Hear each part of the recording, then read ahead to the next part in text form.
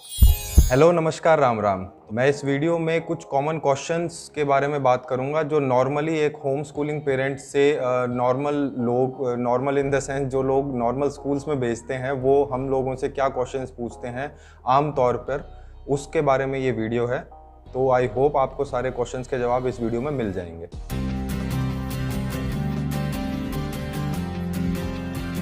हम अपने बच्चों को स्कूल भेजने से पहले एक बार भी ये नहीं सोचते कि हमें आखिर स्कूल की ज़रूरत क्या है।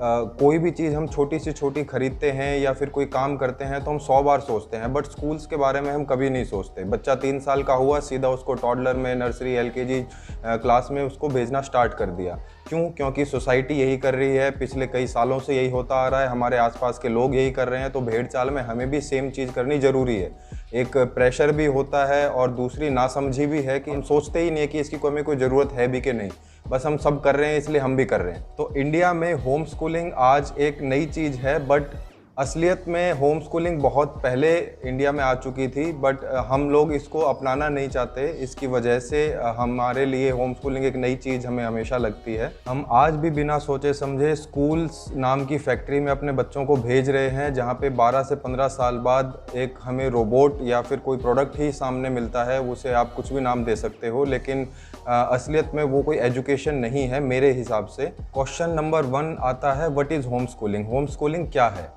जब पेरेंट्स अपने बच्चों के अच्छे फ्यूचर के लिए एक डिसीज़न लेते हैं कि वो अपने बच्चों को स्कूल ना भेजकर होम स्कूलिंग कराएंगे, मींस वो स्कूल के एनवायरनमेंट से उनके एक तरीके से वो संतुष्ट नहीं होते हैं और अपने बच्चों को अपने हिसाब से पढ़ने की आज़ादी देना चाहते हैं, उसे हम होम स्कूलिंग कहते हैं। हाँ, आप अपने बच्चे को किसी स्कूल के सिलेबस या करिकुलम को रटने और उसके बाद उनके सर्टिफिकेट्स लेने के लिए नहीं बोलते हैं, बल्कि उन्हें अपना फ्यूचर खुद डिसाइड करने देते हैं। उनको किस चीज़ से मोटिवेशन मिलती है, उनकी क्या हॉबी है, वो सब आप उनके ऊपर आप जोर देते हैं।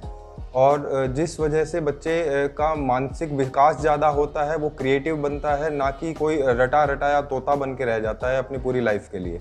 और बाद में वो इस चीज़ को रिग्रेट करता है कि मैंने क्या किया अपनी लाइफ के साथ, पूरा बचपन निकाला, जवानी निकाली, उसके बाद बस जॉब, परिवार, ये वो XYZ, ना खुशी मिलती है काम करने में, ना वो बचपन में जो करना चाहता था वो उसे किया नहीं। शायद वो कर लेता तो आज उसकी लाइफ कुछ और होती। तो हम इस झंझट से बेसिकली हम दूर रखते हैं अपने बच्चे को, और यही एक मेन मोटिव होता है होम स्कूलिंग पेरेंट्स का, कि हम अपने बच्चे को ये रटी रटाई दुनिया से, ये जो एक शेड्यूल बना दिया, इस शेड्यूल से हम अलग करते हैं। अब एक मेन प्रॉब्लम इस दुनिया की ये है कि अगर आप इस दुनिया के बनाए हुए रूल से अलग कुछ करोगे तो ज़्यादातर लोग आपको गलत ही समझेंगे, बट ये ज़रूरी नहीं होता। आप अपना दिमाग लगाइए और उसके बाद डिसीजन लीजिए। क्वेश्चन नंबर 2 आता है, is home schooling legal in India? क्या होम स्कूलिंग लीगल है इंडिया में? तो इसका आंसर है हाँ, होम स्कूलिंग पूरी तरीके से लीगल है इंडिया में, और इसके बहुत सारे बोर्ड्स हैं जिसके थ्रू आप कर सकते हो, जिसमें से एक सबसे फेमस बोर्ड है NIOS। आप NIOS के थ्रू अपने बच्चे को 10th 12th के एग्ज़ाम दिला सकते हो। और होम स्कूलिंग इंडिया में लीगल आज से नहीं है, बहुत टाइम से है। प्रॉब्लम ये है कि हम उस चीज़ को देखना ही नहीं चाहते जिसके बारे में हमें पता नहीं होता। होम स्कूलिंग आज से ही नहीं, बहुत सालों से होती आ रही है। जब हमारे लाइफ में ब्रिटिशर्स नहीं आए थे, हम अंग्रेज़ों के गुलाम नहीं थे और हमें जो एजुकेशन सिस्टम है वो हमारी लाइफ में नहीं आया था, तब भी लोग पढ़ाई करते थे और उसे ही होम स्कूलिंग कहते थे। आप अपने बच्चे को घर पे एजुकेशन दे सकते हो और 10th और 12th के एग्ज़ाम NIOS बोर्ड के थ्रू आप दे सकते हो। इस बोर्ड को अगर आप क्लियर करते हो तो आप किसी भी कॉलेज, यूनिवर्सिटी में एडमिशन लेने के लिए एलिजिबल होते हो, in India and outside India also. तो इसमें कोई प्रॉब्लम नहीं है, आप एजुकेशन घर पे आराम से दे सकते हो। बोर्ड्स भी अवेलेबल हैं, करिकुलम भी अवेलेबल है, अगर आपको उसको फॉलो करना है तो। Question number 3, what about socialisation of my kid? मेरे बच्चे का सामाजिक विकास कितना हो पाएगा? ये एक बहुत कॉमन क्वेश्चन है जो हर होम स्कूलिंग पेरेंट्स के भी दिमाग में आता है, और जो उनसे बात करता है वो भी उनसे सबसे पहले यही क्वेश्चन करते हैं कि क्या मेरा बच्चा सोशली एक्टिव हो पाएगा कि नहीं, या फिर वो घर में अकेला बैठा रहेगा, या फिर सोशल लाइफ उसकी कुछ होगी ही नहीं। तो मेरा आंसर ये है कि एक चीज़ तो सबसे बड़ा मिथ है ये, कि होम स्कूलिंग किड्स जो होते हैं वो सोशलाइज नहीं हो पाते, या फिर वो अकेले रहते हैं, या फिर उनका सोशल विकास नहीं हो पाता। आप एक चीज़ ये सोचिए कि स्कूल जाने वाले बच्चे को हम सोशल बोलते हैं कि वो बच्चा बहुत सोशल है, तो वो किस टाइप से सोशल है। सुबह बच्चा सो के उठता है 6 बजे, 7 बजे उसकी बस आती है, बस में वो आधे घंटे स्कूल जाने में लगते हैं, तो वो अपने फ्रेंड्स के साथ बात करता है, खेलता कूदता है, तो वो उसका सोशल है, ठीक है, हम माना। उसके बाद स्कूल में पहुँचते ही असेंबली के लिए भागो, असेंबली के बाद क्लास में डिसिप्लिन। अब अपने किसी दोस्त से बात नहीं कर सकते, बात करोगे तो टीचर टोक देंगे। उसके बाद रिसेस होता है, रिसेस के अंदर आपको 10 मिनट मिलते हैं, उसमें आप खाना खा लोगे या खेल लोगे या सोशल हो जाओगे। उसके बाद शाम को घर आओगे, फिर ट्यूशन भागना है, ये वो। तो मुझे स्कूल में सोशल लाइफ जो बोलते हैं कि स्कूल जा रहा है तो मेरा बच्चा सोशल हो रहा है, मुझे दिखता नहीं है कि ऐसा कुछ है। ये बस एक हवा बना दिया कि स्कूल जा रहा है तो सोशल हो रहा है, बल्कि आपका बच्चा घर पे रह के ज़्यादा सोशल हो सकता है। और घर पे रहने का मतलब ये नहीं कि 24 घंटे घर पर है, वो अपने पेरेंट्स के साथ शॉप पे जाता है, मॉल जाता है, पार्क जाता है, लाइब्रेरी जाता है, या कोई भी एक्टिविटी जहाँ पे उसके पेरेंट्स उसको लेके जा रहे हैं वो वहाँ पे एक्टिव रहता है। और वहाँ पर वो एक अलग टाइप का सोशल एक्टिव होता है, जहाँ पे डिफरेंट एज के, डिफरेंट ग्रुप के उसको लोग मिलते हैं। कोई उसकी उम्र से छोटे हैं, कोई उसकी उम्र से बड़े हैं, वो अपने एक्सपीरियंसेस शेयर करते हैं, और वहाँ से जो उसको सोशल लर्निंग मिलती है वो उसको स्कूल में नहीं मिलेगी। और स्कूल में इतना टाइम भी नहीं होता कि आप सोशली एक्टिव हो पाओ। अब जैसे मेरा बच्चा है तो वो मेरे साथ मेरे फिटनेस सेंटर भी जाता है, वहाँ पे बहुत डिफरेंट एज के, डिफरेंट टाइप के लोगों से मिलता है। वो मेरे साथ मेरे फार्म्स पे जाता है, खेतों में जाता है, वहाँ पे देखता है, अलग एक लाइफ है वहाँ पे। गांव जाते हैं हम तो वहाँ पे एक अलग लाइफ है। तो सोशली एक्टिव मेरा बच्चा बहुत है। और ऐसे ही अपने अपने तरीके से हर पेरेंट जो होम स्कूलिंग कराते हैं अपने बच्चे को सोशली एक्टिव रखते हैं, और बच्चे स्कूल जाने वाले बच्चों से कहीं ज़्यादा एक्टिव रहते हैं। और सेम एज के अगर आप बच्चों की बात करो तो पार्क से है, सुबह शाम बच्चा अगर पार्क जा रहा है तो उसके एज के बच्चे भी मिलेंगे, उसके एज से बड़े बच्चे भी मिलेंगे, वहाँ वो सोशली एक्टिव रहता है। इसके बाद जो भी उसकी हॉबीज़ होती हैं, म्यूज़िक है, डांस है, पेंटिंग है, स्केटिंग है, क्रिकेट है, कोई भी अगर वो गेम खेल रहा है या कोई भी अपनी एक्स्ट्रा एक्टिविटीज़ में जाता है, वहाँ पे उसको किड्स मिलते हैं जहाँ पे वो इजीली सोशली एक्टिव हो सकता है और रहता भी है। तो ये एक सबसे बड़ा मिथ है कि कैसे मेरा बच्चा सोशली एक्टिव हो पाएगा। वो आपके ऊपर है, आप उसको घर में बंद करके रखोगे या फिर वो बाहर आप उसको जाने दोगे।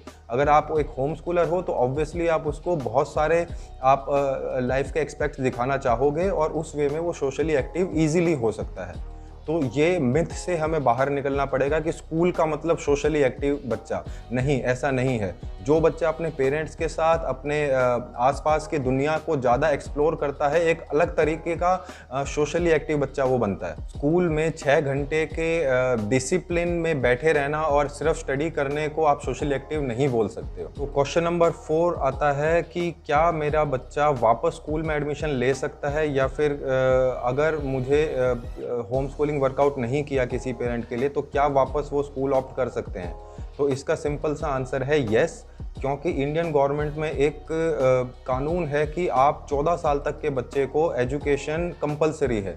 तो कोई भी स्कूल आपके बच्चा अगर 14 साल से कम है या 14 साल तक का है तो इजीली एडमिशन दे सकता है, अनटिल एंड अनलेस आप एक एंट्रेंस एग्ज़ाम उनका क्लियर करो। अगर आपका बच्चा 10 साल का है और आप स्कूल में भेजना चाहते हो तो आप एक एंट्रेंस पेपर होता है जो छोटा नॉर्मल होता है, वो अगर आपका बच्चा क्लियर कर लेता है तो आप इजीली किसी भी स्कूल में एडमिशन लेने के लिए कैपेबल हो। और कोई भी स्कूल इसको मना नहीं कर सकता कि आपने 10 साल अपने बच्चे को होम स्कूलिंग कराई और अब हम आपके बच्चे को स्कूल में एडमिशन नहीं लेंगे। अगर आपका बच्चा एग्ज़ाम क्लियर कर लेता है तो इजीली आपके बच्चे को किसी भी स्कूल में एडमिशन मिलने के वो लायक है। बट मेन बात अगेन ये आती है कि अगर आपने अपने बच्चे को 2-4 साल 5 साल होम स्कूलिंग करा लिया तो उसके बाद कोई नीड नहीं रहती है कि आप आगे अपने बच्चे को स्कूल भेजो। और दूसरी बात ये है कि आपने, अगर आपका बच्चा अभी नर्सरी में है, 3-4 साल का है, 5 साल का है, तब आपने डिसीजन लिया, या 10 साल का है जब आपने डिसीजन लिया, तो जब आप डिसीजन ले रहे हो तो आप ये चीज़ सोच के ले रहे हो कि मुझे स्कूल का सिस्टम पसंद नहीं है, मुझे स्कूल का